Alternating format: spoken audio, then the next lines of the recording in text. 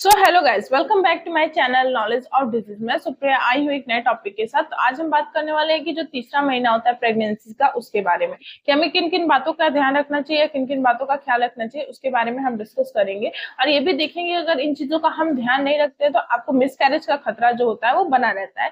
तो आज हम इसी बारे में बात करने वाले हैं। तो चलिए बिना वक्त गए वीडियो स्टार्ट करते हैं। तो पहला जो चेंज है वो होता है कि आपकी स्किन में बदलाव, मतलब जो आपकी त्वचा है उसमें बदलाव आता है। आप ये देख सकते हैं कि आपके फेस में जो चीजें हैं, दाग धब्बे या फिर डार्क सर्कल्स या फिर बहुत सारी चीजें हैं जो चेंज होता है, तो ये हम तीसरे महीने में देख सकते हैं। अगला जो है वो है उल्टी का कम होना, मतलब कि आप देखेंगे कि फर्स्ट या सेकंड जो मंथ है उसमें अगर उल्टी बहुत ज्यादा हो रही थी तो तीसरे महीने में जो कि उल्टी बहुत कम होगी और आपको इससे बहुत ज्यादा राहत मिलेगी। अगली जो चीज है वो थर्ड महीने में आपको बदलाव देखने को मिलता है, वो है यूरिन पास करना। मतलब आप बहुत ज्यादा ही पेशाब आएगी आपको या फिर बार बार आप पेशाब करने जाएंगे, क्योंकि आपकी बॉडी में एचसीजी जो है वो बहुत तेज बढ़ रहा होता है। दूसरी बात ये कि यूट्रस का जो प्रेशर है वो यूरिन ब्लैडर पे पड़ रहा होता है, जिसकी वजह से आप बार बार पेशाब करने जाएंगे। तो ये भी बदलाव तीसरे महीने में देखा जा सकता है। अगला है वो आप देखेंगे कि आपके पैरों में सूजन, मतलब तीसरे महीने में भी आपके पैरों में सूजन हो सकती है, क्योंकि जो बेबी का वेट है वो बढ़ रहा होता है और आपके बॉडी के अंदर बहुत ज्यादा केमिकल चेंजेस हो रहे होते हैं या फिर वो तो हार्मोनल चेंजेस होते हैं, जिसकी वजह से आपके पैर में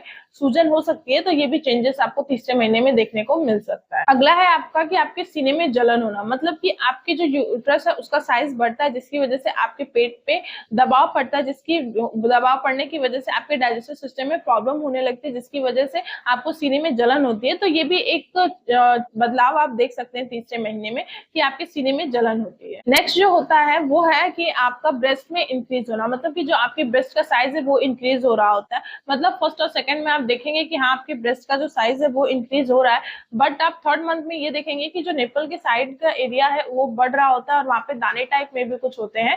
तो ये भी एक चेंज है जो आप तीसरे महीने में देख सकते हैं कि आपका जो स्तन है वो बढ़ रहा होता है। अगला है कि ये देखेंगे कि आपके जो पेट के निचला हिस्सा है उसमें दर्द होगा, मतलब कि आपके पेट के निचले हिस्से में पेन होता है, क्योंकि इसमें यूट्रस बढ़ रहा होता है, बच्चा जो है वो भी बढ़ रहा होता है, जिसकी वजह से आपको दर्द होता है। तो ये आप तीसरे महीने में देख सकते हैं कि ऐसा भी आपको हो सकता है। थर्ड मंथ में हम ये देखेंगे कि शिशु का जो विकास होता है उसमें क्या होता है, जो शिशु होता है वो नींबू के आकार का हो जाता है और जो शिशु का अंग है वो धीरे धीरे बढ़ना शुरू हो जाता है। तो ये भी चेंज होता है थर्ड मंथ में। अब हमने बात किया कि अभी के क्या क्या बदलाव हमको तीसरे महीने में देखने को मिलता है। अब हम बात करते हैं कि किन किन बातों का हमें ध्यान रखना है कि जिसकी वजह से आपको इसका प्रॉब्लम ना हो और आपकी जो प्रेगनेंसी है वो हेल्दी रहे, और ऐसी कौन सी चीजें जिससे कि आपको करने से मिसकैरेज हो सकता है। सबसे पहले हम बात करते हैं कि आपको एक संतुलित आहार लेना चाहिए, मतलब बैलेंस डाइट लेना है। ऐसा नहीं है कि आप सिर्फ फ्रूट्स लीजिए, आपके अपने डाइट में प्रोटीन, विटामिन, मिनरल्स, इन सारी चीजों को इंक्लूड करना है। सिर्फ फ्रूट्स नहीं खाना है, आप पनीर खा सकते हैं,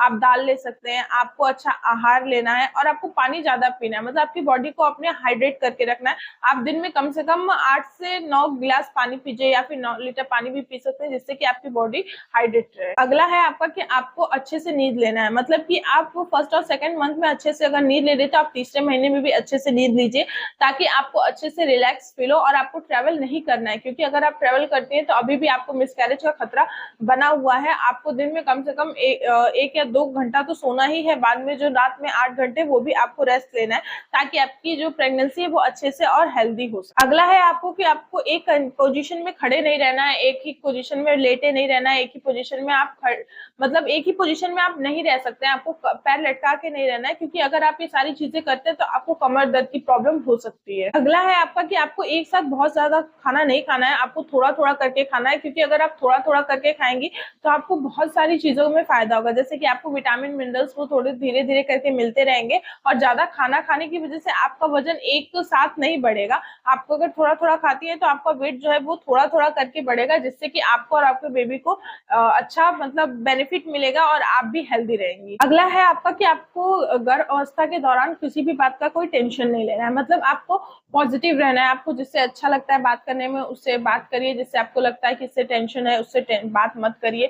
आपको अच्छी सोच रखनी है, आप खुश रहने की कोशिश करिए, जो आपको अच्छा लगता है वो काम करिए। आपको पूरी प्रेगनेंसी के दौरान आपको अच्छा रहना है, खुश रहना है, ताकि आपको और आपके बच्चे को किसी तरह की कोई प्रॉब्लम ना हो। अगर आप टेंशन लेती हैं तो ये आपके और आपके बच्चों के लिए दोनों के लिए खतरा हो सकता है। अभी भी आप जो थर्ड मंथ आपका चल रहा है उसमें आपको मतलब कि गर्म चीजें नहीं खानी है, मतलब कि गर्म तासीर वाली चीजें ना खाएं, कच्चा पपीता ना खाएं, है, आपको अनानास नहीं खाना है, ये सारी चीजों का सेवन अभी भी आपको नहीं करना है। सो फ्रेंड्स, हमने आज बात किया कि थर्ड मंथ में हमें क्या क्या चेंजेस देखने को मिलते हैं, और ये भी हमने बात किया कि ऐसे कौन सी चीजों को अवॉइड करना है जिसकी वजह से आपको मिसकैरेज का खतरा हो सकता है। इन सारी चीजों के बारे में मैंने आपसे डिस्कस किया। आई होप आपको वीडियो पसंद आई होगी और समझ में भी आई होगी। अगर आपको वीडियो पसंद आया और समझ में आए तो प्लीज इसको लाइक करिए, शेयर करिए और मेरे चैनल को सब्सक्राइब करिए। अब मिलते हैं नेक्स्ट वीडियो में, तब तक के लिए थैंक यू।